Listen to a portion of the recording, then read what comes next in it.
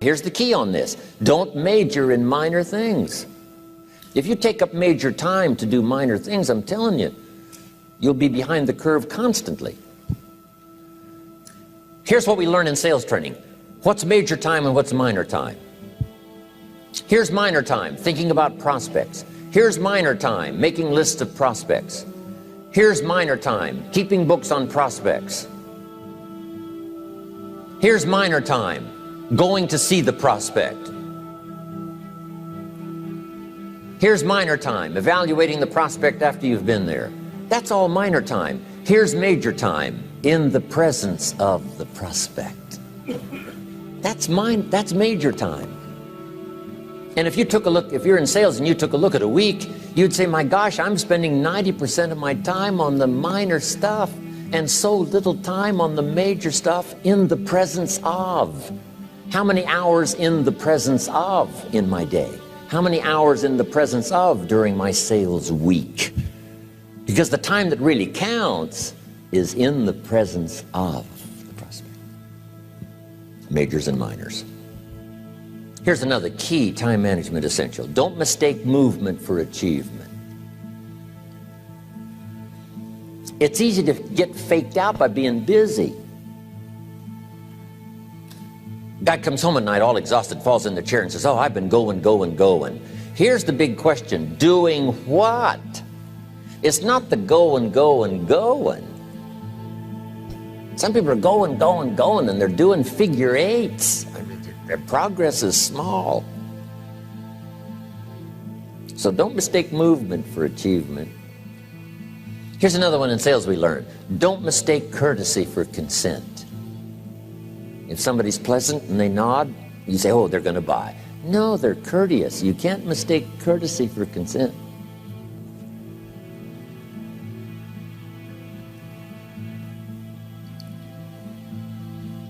Now here's a big one, concentration. I had to learn this. All those years ago, I'm in the shower trying to compose a letter. Found it turns out to be a strange letter. So here's what I learned to do. Save the work till you get to the office. Save the work till you get to the work. Don't try to get to the office on the way to work. On the way to work, enjoy the way. In the shower, enjoy the shower. Then go to work when you get to work. I found this to be helpful. Concentration.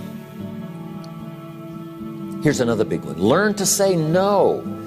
I'm telling you, in such a social society we have now, it's so easy to try to be a nice person, saying yes to everything. Find yourself overloaded. Now you got to call and make the, well, gosh, you know, all the time it takes to back out of something that you said yes to too quickly. Here's what might be better. I don't think so, but if that changes, I'll call you. Little things you can use not to overcommit yourself.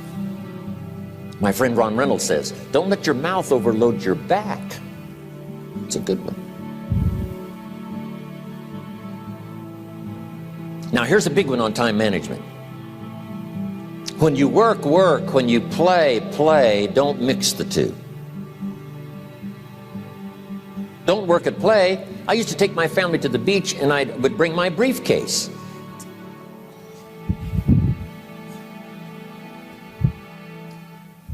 I learned not to do that. Or at the beach, I'm saying I should be at the office. Now my family's upset. Because I'm at the beach and I'm thinking office. Now when I'm at the office, I'm thinking what? I got to get my family to the beach. So things are not going too well at the office because I'm thinking beach, and things are not going too well at the beach because I'm thinking office. Here's what I learned to do. At the beach, be at the beach. At the office, be at the office. When you work. When you play. Don't mix the two. Don't work at play. Now here's one of the most important ones. Don't play at work. Work is too serious. You don't want the reputation of being the office joker. It's not a good one. Yes, there's time for some pleasant stories. Yes, there's time for a little humor. Yes, best if it's a happy office, of course. But I'm telling you, you got to be serious about work, because you're parting with a piece of your life for the work you do. Your work costs you a piece of your life. Here's what it's called. Serious business. Not grim, not unhappy, but serious. Key. Don't play at work.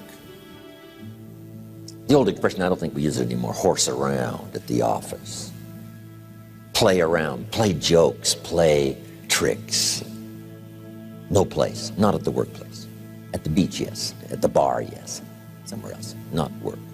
You got to treat work with all due conservative passion, because it's leading you to your future. Here's another key phrase: all work is good. You may not like your job, but if it's the stepping stones to get you to where you want to go, you got to appreciate your job. You don't have to have a passion for your job. Here's the ultimate passion: a passion for incredible success in every department of my life. That's the passion.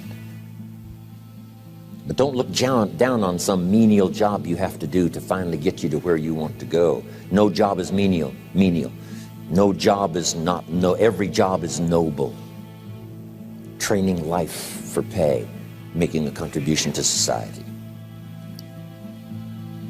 Next, analyze how you are. And if you have some weaknesses, if you can't, doesn't seem like you can change, here's the key: get it covered. I used to keep promising myself I'd keep the books, keep the books, keep the books. Finally, I gave that up. And back then, it only took me an extra $50, $60 a month for some accountant to keep the books. I said, no, I'm going to save the $50. You can't believe what I started losing in productivity because I tried to save the $50. So the key is, a lot of the time you can stay like you are, but just make sure you get it covered. Okay. Next, beware of the telephone and all other systems of communication, especially the telephone at home and systems of communication at home. And here's one of the best lines I've got for you for the weekend: let all communication systems serve you, but don't let them intrude. When it comes time to have dinner with your family, you shut off all systems, unless the ones that can take messages silently.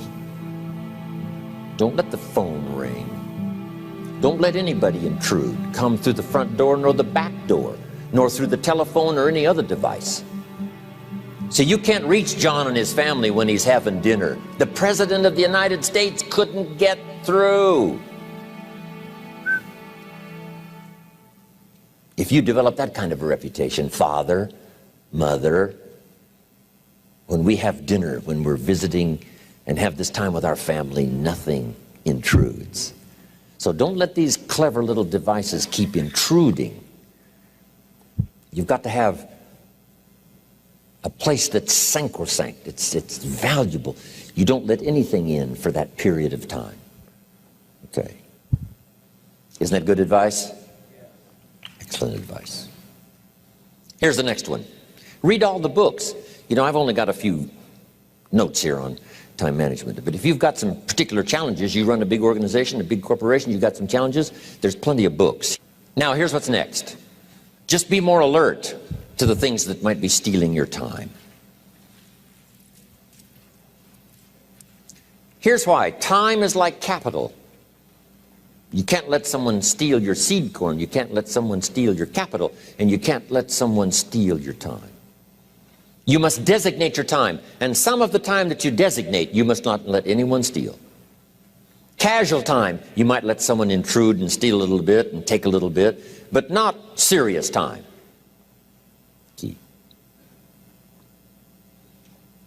Next, one of the great time management savers is to learn to ask questions up front. Sometimes you talk to somebody for an hour, and then you ask questions and find out if you would have asked those questions up front, you could have saved yourself an hour.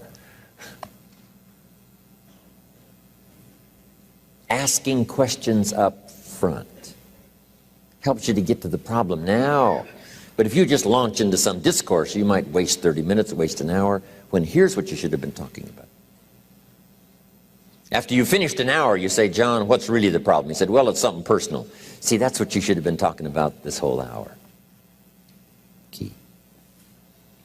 Next, learn to think on paper. Now we're going to take a break. Some ways to think on paper. One, we've covered one. Solving problems. Take it out of your head and put it on paper. Another one is setting goals. Making these lists we've already started. Here's another good way to think on paper. It's a projects book. Each person you're working with and each project you're working on, get a loose leaf binder and a tab and some pieces of paper behind the tab, and do a little continual summary of how it's going between you and that person and between you and that project. I call it a projects book. It is so useful to me. But what's going on between you and this person? When you last got together, what did you talk about? And you got a few notes there. Here's what we talked about the last time we got together. Now when you get together again, you can review that so you'll know better what to talk about. When the president gets ready to travel and he's going to meet some important people, guess what they bring him? All these briefing books. Right? The last time you were with Khrushchev, Kennedy is informed. Here's what he said and here's what you said. Kennedy said, oh, that's valuable. I need to remember that. If a person is important, it's worth a little running account. You might even have a projects book for your children.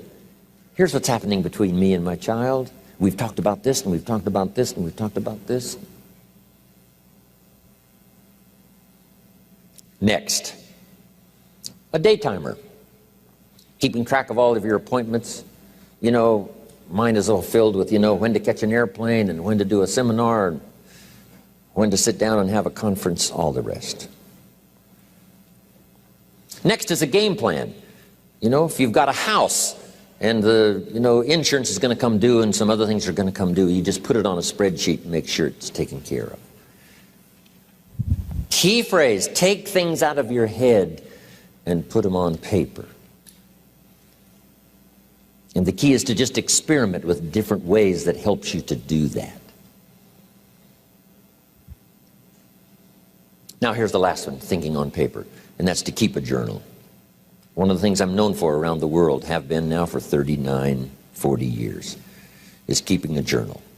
Now my journal is not a, it's not necessarily it's not like a diary. It might be part diary.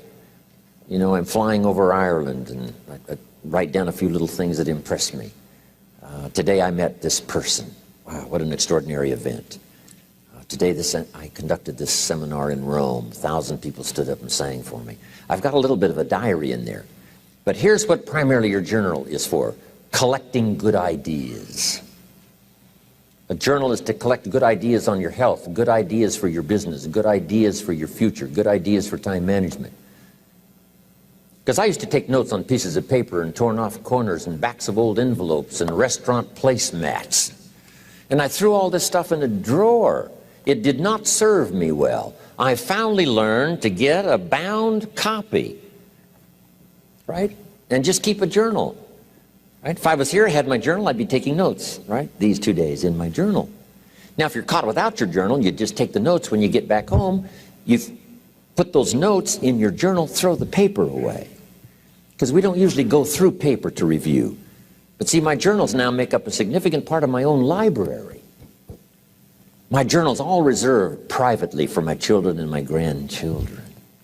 Can you imagine what I've collected over the years? It's unbelievable. There are 3 treasures to leave behind. I think you've already got those notes, right? Here they are. Number 1, your pictures. Don't leave the event unrecorded. It takes only a fraction of a second to say, here's who I was with. When I travel the world, right? We take all these pictures, and here's one of the gifts. People send me the pictures they took of me and them. It's part of the treasures I have on the farm. Incredible.